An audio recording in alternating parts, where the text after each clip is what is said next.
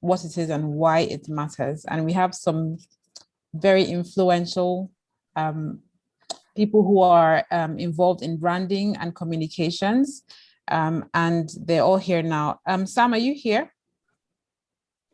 Sammy?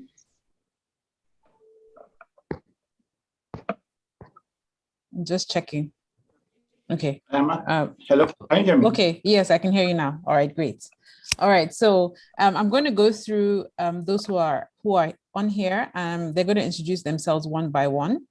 And this is for African Communications Week. And African Communications Week, the whole point of the community is to build a voice for Africa that is positive, because we have so many so much media going out there about Africa, and it's always mostly in a negative light. So we like to have conversations about Africa, especially in a positive manner, in the PR and communication sector as well. So I'm going to have Karika introduce herself, and then we'll move on. Hi, Karika. Could you tell us a little bit about yourself and what you do? Hello, everyone. I'm really excited to be here. My name is Karika, and I like to say that I like to remind you that you're valuable. So everything I do, everything I have done, from oil and gas to communications and branding and all of that, the core of it is Karika. Literally, what she does is she's here to remind people that they are valuable and help them tell their stories in an authentic way that literally showcases their value. So in a nutshell, that's me. The degrees, the accolades, all of those things don't matter. At the core of it is reminding you of how valuable you are and helping you tell your stories in a way that shows your authentic self and propels you to greater heights. Thank you. Thank you, Karika, and thank you for joining us today. Otto Marie. Yes, thank you for this panel and to the organizers of Africa Communications Week. Very excited to be a part of this conversation. My name is Autumn Marie, and I am based in Kigali, Rwanda. I am the founder and managing director of Kigali Forward. We are a mission-based brand marketing agency that is committed to shifting and expanding the narrative around Rwanda and Africa, and also developing the local skills of marketing and communication. So really excited to talk about brand voice and that power. We approach branding as a solution, as an impact-driven solution for how we can change that narrative and being able to use the power of branding to do so. Thank you, Autumn. Okay, and then we're going to move on to Blessing.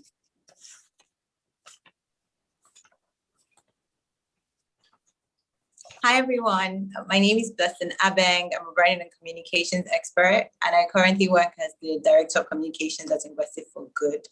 And so far, what that just simply means as a branding and communications expert is that I help people find their unique value and unique identity, and I help them communicate it by telling better stories. So I see that I and Karika have a lot in common, and I look forward to connecting with all the amazing people here. Nice to meet you, Anna Marie. Thank you, Blessing. And finally, we have Sammy. I wanted a guy on the panel, so I'm glad we got Sammy to have a part of his voice to be heard. Hi, everyone. Good afternoon. Okay, so what I do is I'm a brand designer. I have strong background in graphic design. So I started my career from graphic design, then I transitioned into entrepreneurship and then brand design. So what I like to do basically is helping brands connect their brand to most importantly the money, like how, because doing business in Nigeria is very, very difficult. Every customer is always very, very skeptical. So you have to, there are some certain different ways that you have to, things that you need to bring into your brand to help you gain the trust of specifically Nigerian brands. So what I do basically is I connect brands to the money via branding. Awesome. Thank you so much, Sammy. All right, so everyone has introduced themselves now. So we're going to start the conversation. And I really just wanted us to explore the idea of what brand voice is. Because, every business needs a brand. If you have a brand, you're able to push your business further. It just gives you extra legroom to work. And so that's why we have so many, branding professionals and communications professionals, because it's actually a very important part of running a business. But this idea of brand voice is something that has come to the fore, and telling stories has also come to the fore. But there's some companies that have really distinct brand voices, and you know them immediately. When you hear them, it's like when you go for a dinner party or something and you meet somebody who stays in your memory, like you remember that person, and it's probably because their personality stood out or something that they said stood out. And that's how you want your brand to stand out as well. Because if you go on social media these days, the amount of people on social media, there's so much noise, right? So I wanted each of the panelists to sort of give their take on what they feel is a brand voice and what their brand voice is, how they work with their brand voice. And the reason I picked everyone on this panel is because they have a distinct brand voice, to me anyway. And it's something that I've noticed over the years. And so I thought, immediately I thought about the topic. I was like, I need to call these people, and they were all very gracious to accept my invitation. So I'll start with you, Karika, and then we'll go down the line.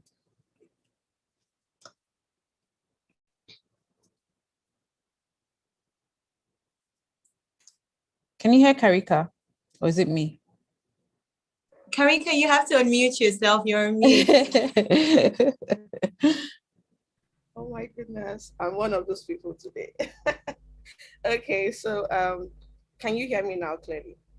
Yes, we can. Fantastic. So I was laughing when you said everyone here has a, like something distinct about them. And I thought it would be interesting for you to tell us those things that stand out for everyone. just for fun. Because I'm like, okay, interesting. So okay. I'll take it. I'll take a stab at it.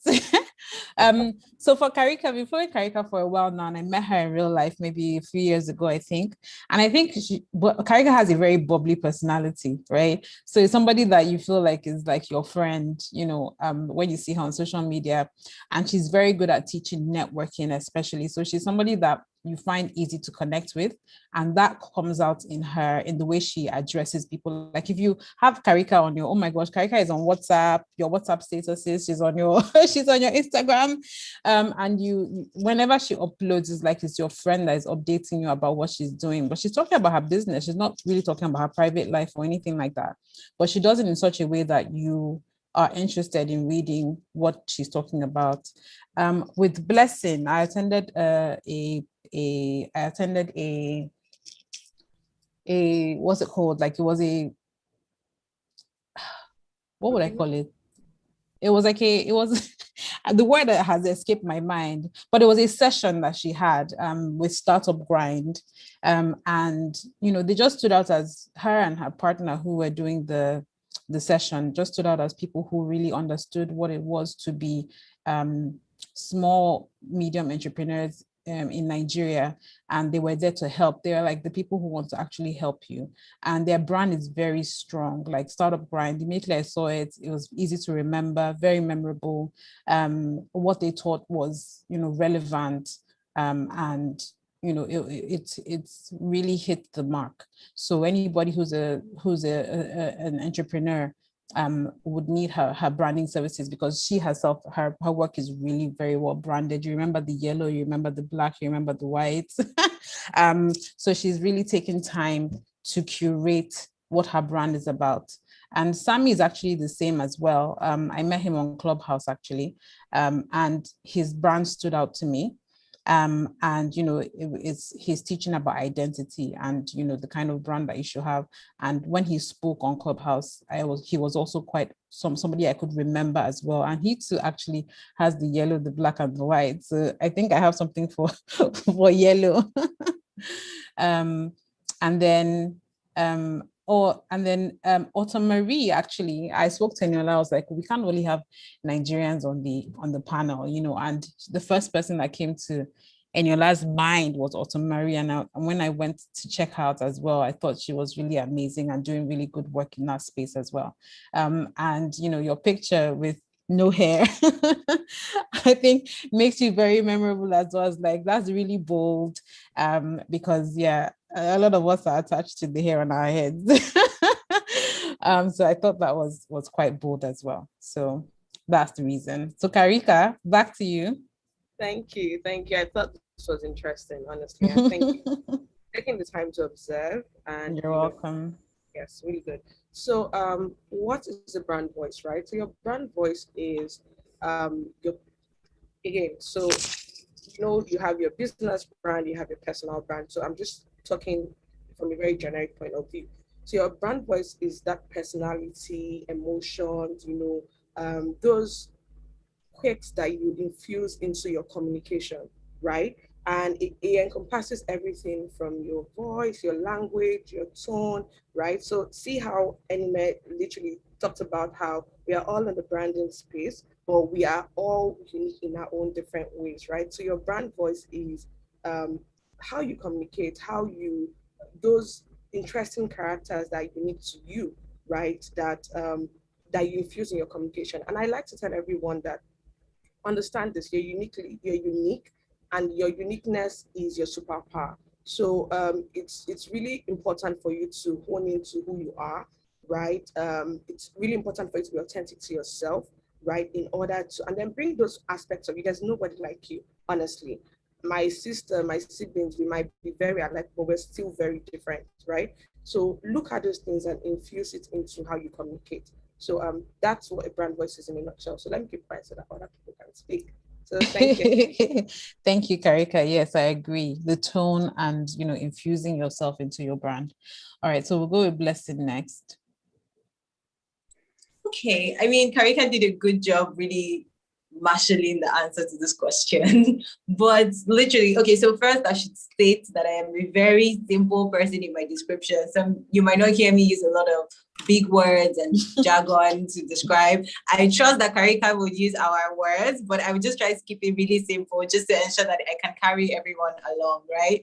So for me, I would say brand voice is literally what you say and how you say it in a way that is recognizable and consistent, right? And just think about Wizkid, and when you hear Wizkid on radio, you know it's Wizkid. And then when you hear Two-Face on the radio, you know it's Two-Face. And then when you hear somebody who is trying to sound like Two-Face, you're like, Two-Face again, because it's like that person is really reinforcing the voice that we have associated with Two-Face. So at the end of the day, the 4 things you just need to remember is what you say, how you say it, being recognizable, and being consistent. Those 4 things are things that come together to make your brand voice your brand voice.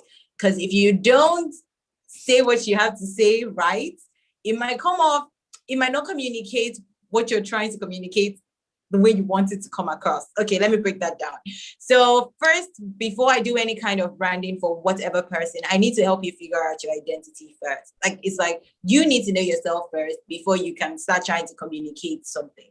If you don't know who you are, what you stand for, what your personality is, the vibe you want to communicate or get across, you will struggle with trying to find what your brand voice would be, because then you find yourself copying people, fancying sounds that don't concern you, and just just being super confused. And that can be really, really sad. And what happens when you copy people is that you're reinforcing their brand, not yours. You're not setting yourself aside. So what you want to try and do is ensure that you are saying what you want to say to the people who need to hear it, who are most likely your target audience. And then you're saying it in a way that they understand, using vocabularies that are relatable and understandable by them. If, for example, sorry, I'm giving lots of examples again, but if you were talking to somebody in the fashion space and you said high fashion, it might mean something. But if you were talking to somebody who is a mass buyer who doesn't really understand what high fashion is, you will lose them. So you want to ensure you're using the vocabulary that your target audience understands and is recognizable, but you're also saying what you have to say in a way that they can understand, and then staying recognizable and then staying consistent. Yes. All right. Thank you so much, Weston. Yes, definitely. I like it when we're able to also relate with the people we're speaking with, so you don't have to use big language. Okay, so I'll pass it over to Autumn to tell us what she thinks is brand voice. Yes, I think that Karika and Blessing have covered it well. So I'm going to move with this analogy of how you said it's like if you're coming into the party. So I'll take us on the analogy trip of brand voice. So I look at social media as being the party, and you're basically you're jumping from party to party. So like in a day, it's the same thing if you go out at a night and then you're going from, you're party hopping from one club to another or to a house party. And one of those is LinkedIn, one of those is Facebook, one of those is Instagram, and one is Clubhouse, and so on. One is Twitter. And those are all just different parties. So your brand voice is your personality, and it is how you communicate your personality. And the reason that I say that is because, do you remember when it had all of the different memes up and people had their different pictures of like how they show up in their profile picture on LinkedIn and then how they show up on Facebook and on Twitter, and it was showing how you present differently? So I think the same thing applies to your brand voice. So your personality, you're the same person, but we know that when we walk into different rooms, we keep our personality the same. So, it's kind of the thing of like our parents and states are always like, there's a time and a place for everything, or some people might say code switching, or you're just adjusting to your audience. You're reading the room, as people say now, right? You read the room. And so when you're going into LinkedIn, you have the same personality of who you are, but you obviously might express that in one way, characters in a little bit of a different way, but you stay consistent and you stay that same person and you stay that same brand. But how you communicate it and how you use your voice to express it might slightly change in your different environments. But no matter what space you're in, people should know by hearing it that it's you. That would be my party analogy for your brand voice. Thanks for your analogy, Autumn. Yes, definitely. We should be able to read the room and apply the voice, appropriately. Thank you. Okay, Sammy, do you have anything more to add to what brand voice is, if you have a different angle? So I'll basically just talk because I also have to say something, because everything has already been broken down from Karika to Blessing to Autumn. What else do I want to say? I'm even here taking notes actually, because the way you guys broke it down, you made it very, very, very, very simplified. So me now, for instance, my background is more practical. You get, like, my background is more, I didn't really get into branding from the academic or how should I put it? Like, I came in from graphic design into entrepreneurship and then into discovering that, wow, so this thing is actually called branding. I didn't really know much about it from when I started 9 years ago. So let me just say, brand voice is, a brand is what people's perception is of you. Well, voice is your voice. So if you say you want to create a brand voice, it's just basically knowing what perception it is that you want people to have of you and telling them what you want to tell them in a way that it creates that perception.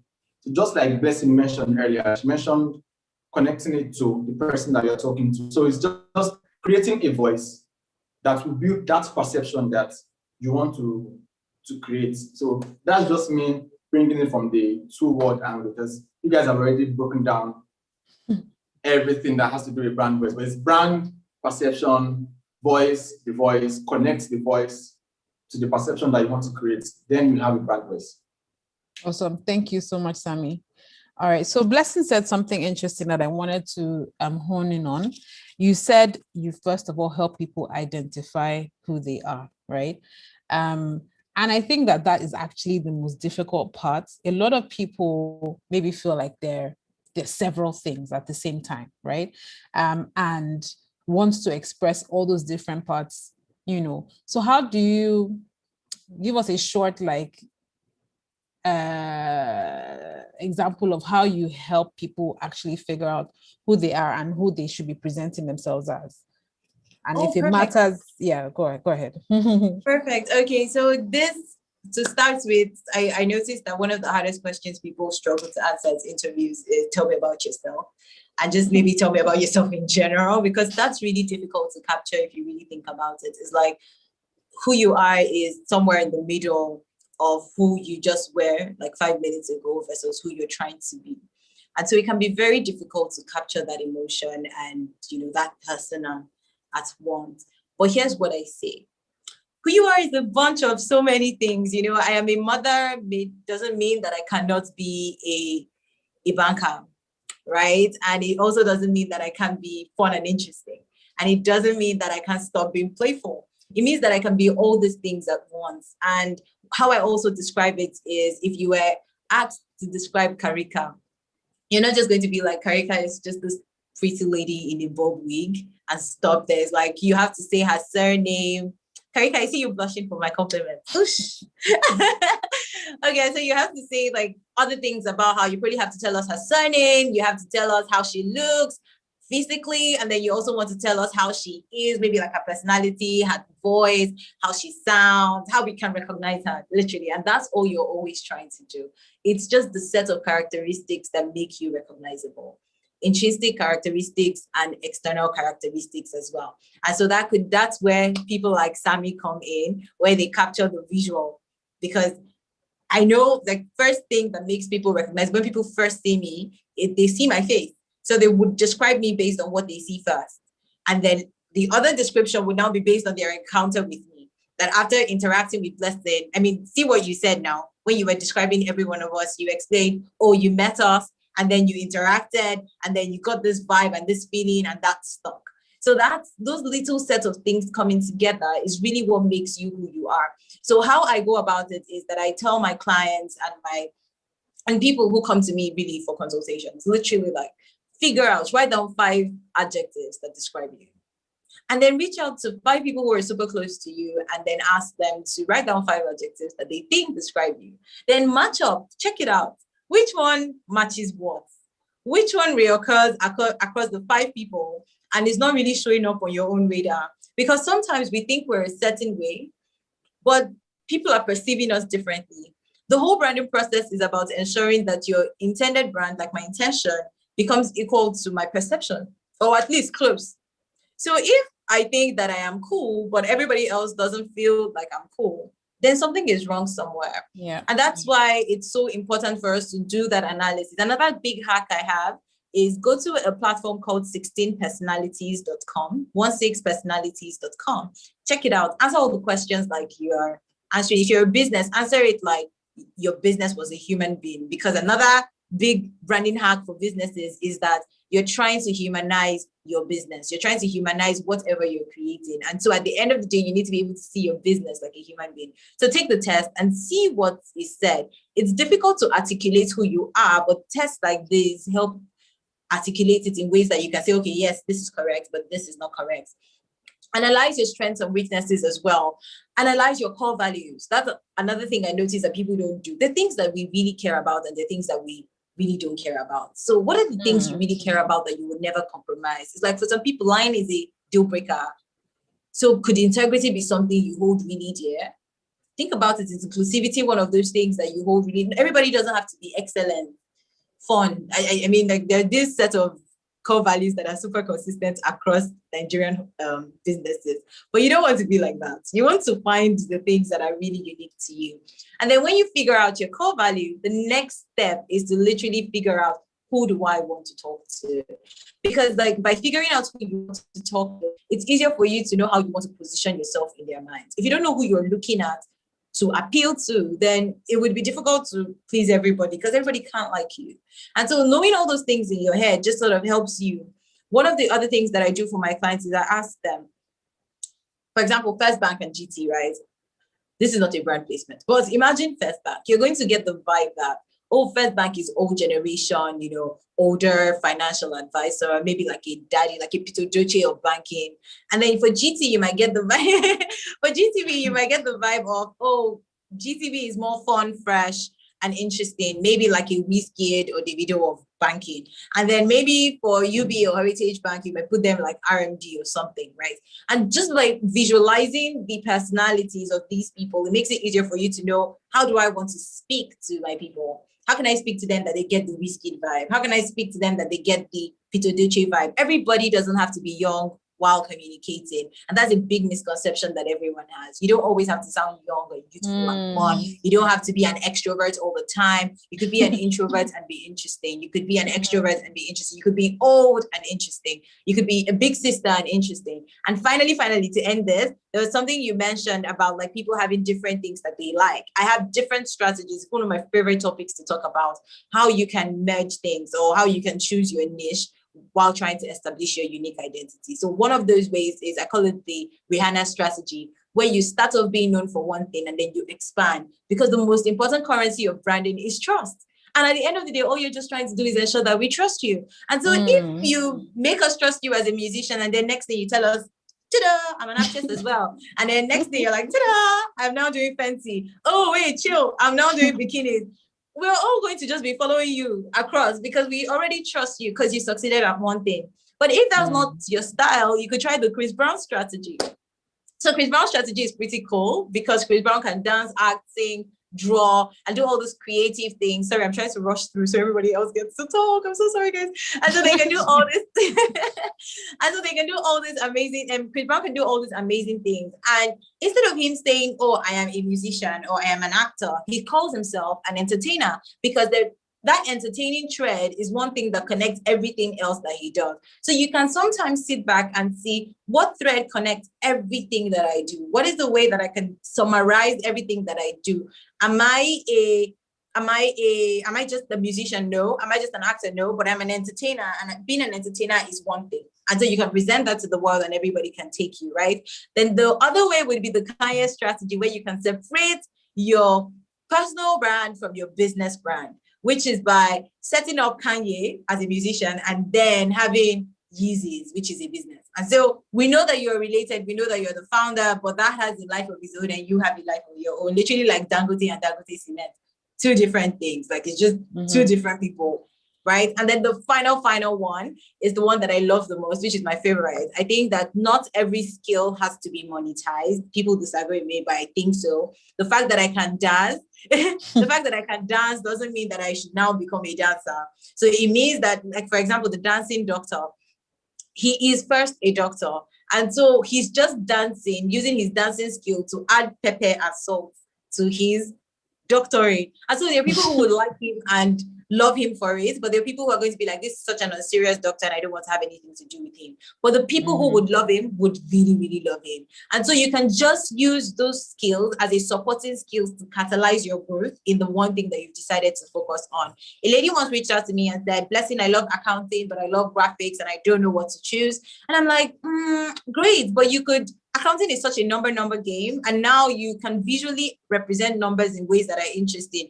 That can be your niche. Or you could do graphics for accounting companies. So you are a graphic designer for accountants. And those are two separate ways she could have easily niched down by combining the two skills and being super interesting. So those are different ways that I go about it for personal brands and for businesses. And I hope that this helps somebody out there. I'm sure it has. Thank you so much, Blessing. Okay, so I'm going to switch over now to Karika. I'm going to ask, you're very big on networking. And so obviously part of your brand online is you also promoting yourself offline, right? So how do people connect and bring forward their brands when they're meeting other people? I don't know if you understand my question, but well, you're the network queen. I love it. Firstly, I have to say kudos to Blessing for everything she said. I was like, amazing. Preach. Amazing. Okay, louder.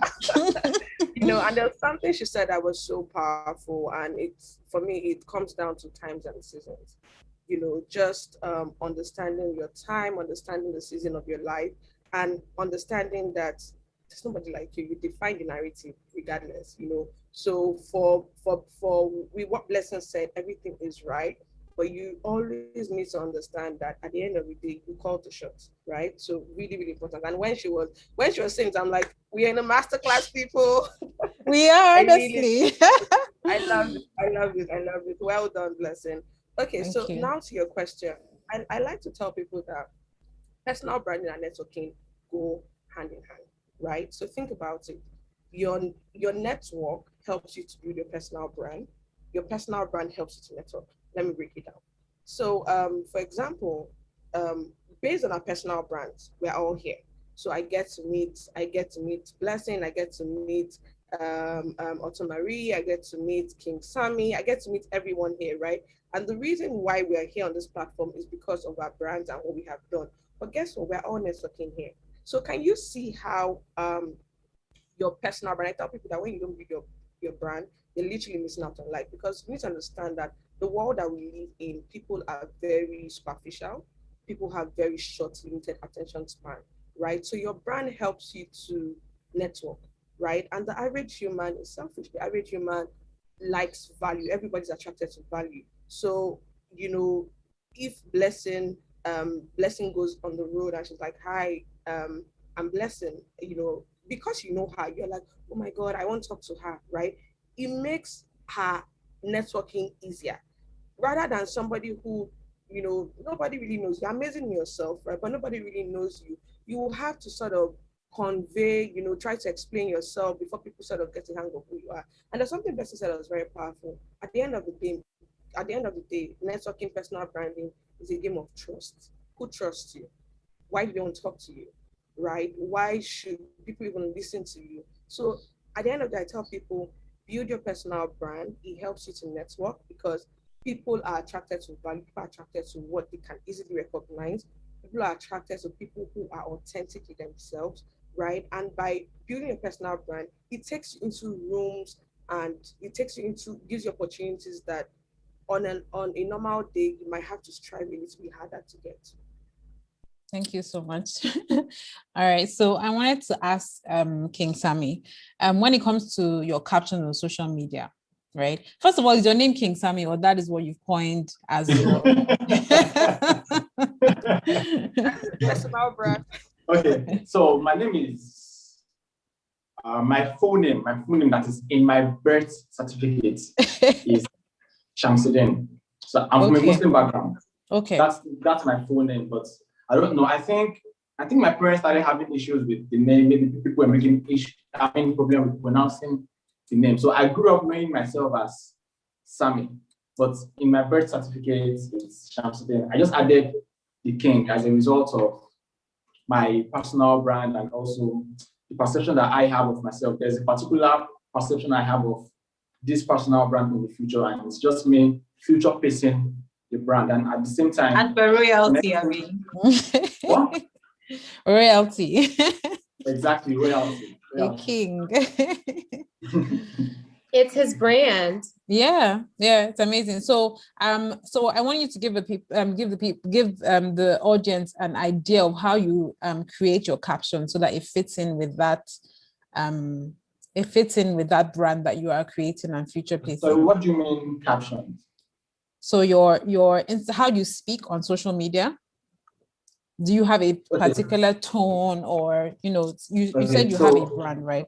Yeah. Okay. So let me bring it from two perspectives, because I'm sure you are talking about it from my personal brand. So my personal brand, the way I speak online is just mostly the way I am in real life. So it's just mostly me just talking, and it's as a result of me having realized, let's say, understood myself and the thing that I am more comfortable talking about. So my personal brand is mostly me, where I am. But let me just talk about Express. So Express is my company, Express HQ, formerly with the Express Engine. So when I started Express, the idea of Express was the idea of starting Express was used from the fact that, while I was a graphic designer, I used to have so many customers tell me that the designs that I did for them helped them make money. So that curiosity of them using my designs to make money, I was just like, how does this thing work? So when I started Express,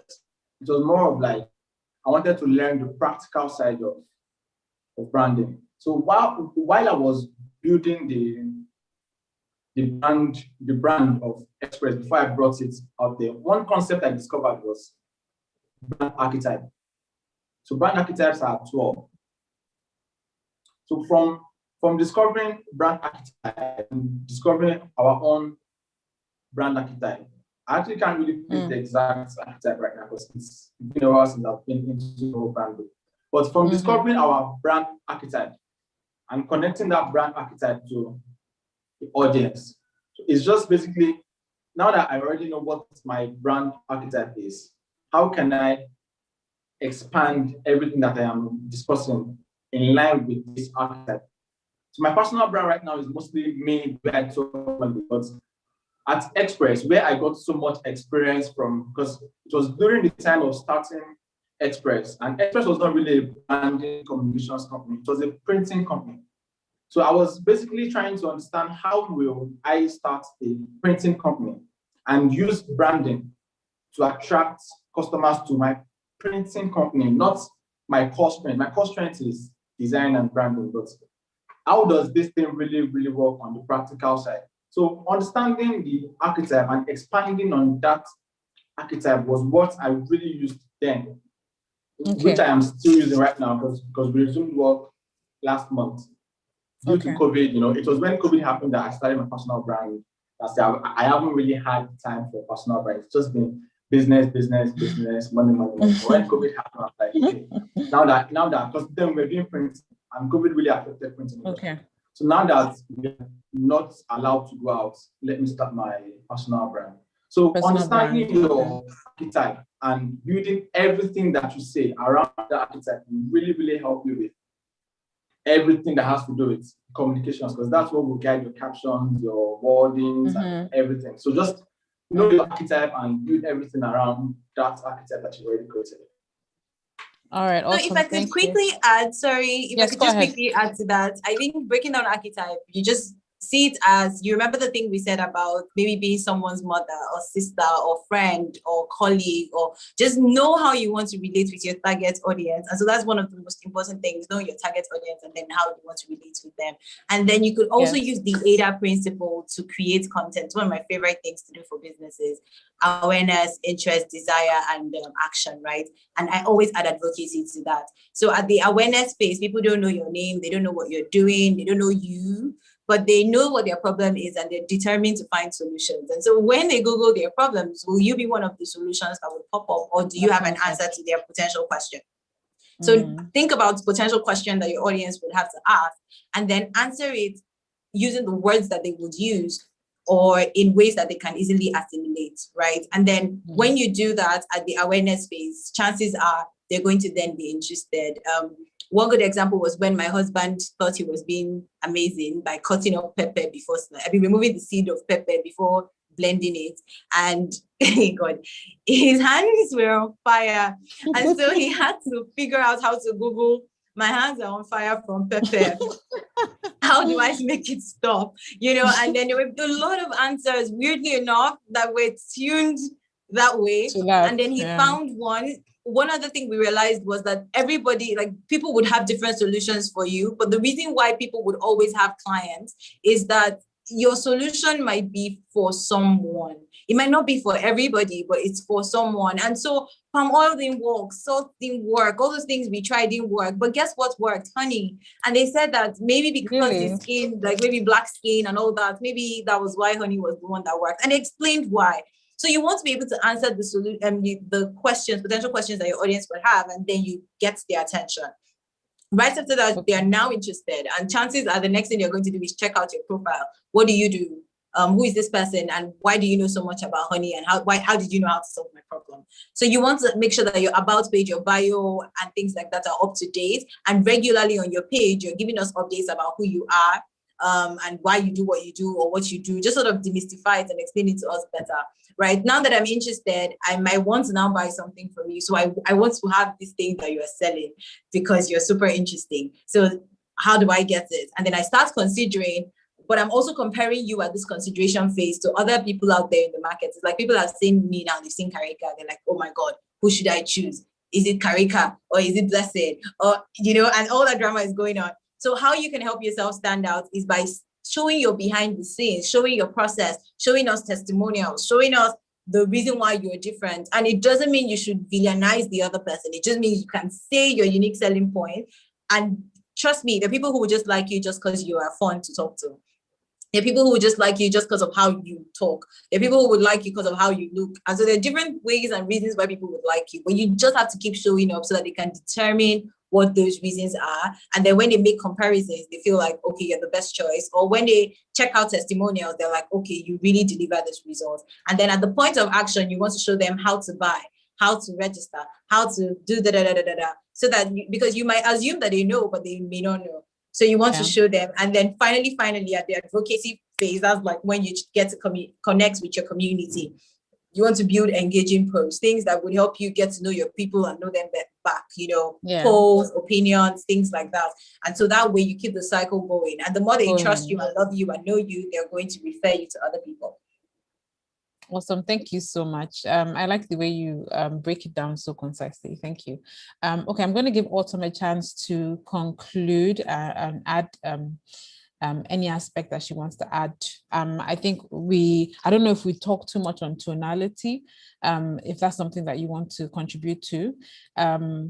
And unfortunately, we've come to, it's already 12:45. I'm like, how did we get to 12:45? Oh gosh, this is so, we didn't even get to answer any questions, but I'm going to have everyone give their handles at the end so that you can contact them if you have any particular questions for them. But I'm going to let Autumn Marie finish now, and then we'll do that. Thank you. And this is an amazing Blessing. I absolutely loved your examples that were so concrete and relatable of pop culture examples. Know that I'm going to be using them, and I'm definitely going to attribute them and say, yes, this amazing brand marketing specialist, Blessing Abing, so that you get your credit, but I will be using them. So for me, what I'm going to go to is similar to Blessing, how you said you ask people for those 5 descriptions. One of the places I usually start too is with a survey with clients just around their own brand awareness. And I think that's what we were talking about, that gap between how you're perceived and how you want to be perceived, to be perceived. And those are 3 distinct to be. And so I usually start there as well. And one of the things that I do around that also is working with like superheroes. So if you thought of yourself or your brand as a superhero, what would be the superpower? What would your superhero name be? And that ties into a lot more of what Blessing was saying in her Chris Brown example. How do you actually come up with what it is that you do, especially when we live in a world where everybody is doing multiple things. Most people are existing across multiple platforms at this point, and figuring out, okay, what is that one thing that ties it together? And what would that be? What would you call that? Like if you had to put yourself in a one-liner, how would you describe it? And then looking at that almost as your superhero name. And so like mine would be the brand activator. And you think about that. And what is your actual superpower? And starting to think about it in that way too. What do you do? How do people know that this is you, your brand, how you're visualized, like what is that superhero outfit? So that's one of the things that I also use as a fun activity and exercise to have people thinking outside of the box. So I will stop there because I know that we are at 1:47. Yes, we are. Thank you all so much. So everyone, please just say your handle and then we'll close. So you can find me at NimsI. Karika. Karika.republic. Okay. I'm going to put the chat box. So. Okay, yes. I'm Blessing Abeng _ so somebody took my name, so. Oh. Okay, and Sammy? Identity King. Go ahead, sorry, Sammy. Yeah, Identity King. Awesome. So thank you, everyone. We're sorry we couldn't take questions. The conversation just, had a life of its own, and it was very interesting. I'm so grateful to everyone who has accepted. Thank you, Blessing. Thank you, Karika. Thank you, Autumn. Thank you, Sammy. This was an amazing conversation, and we'll be connecting with each other offline so that we can stay in touch. And you never know what we could do in the future. So thank you, ACW, for having us. And